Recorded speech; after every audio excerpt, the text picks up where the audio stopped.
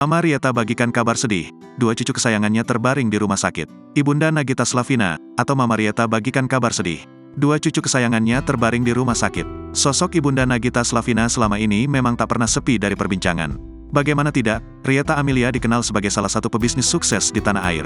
Mempunyai rumah produksi bernama Frame Ritz, ia menggandeng kedua putrinya yakni Nagita Slavina dan Caca Tengker untuk mengelolanya. Selain itu, Rieta Amelia diketahui juga menjadi salah satu investor hotel dan resort di Bali. Baru-baru ini, Rieta Amelia mendadak umumkan kabar sedih.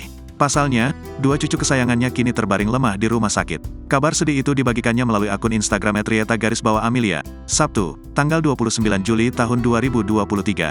Rieta Amelia membagikan foto menemani dua cucu kesayangannya yang tengah terbaring di rumah sakit. Dua anak Caca Tengker yakni Ansara Maisadipta Tamin dan Aruni Damina Tamin kini sedang terbaring di rumah sakit. Namun belum diketahui penyakit yang diderita kedua anak Caca Tengker itu.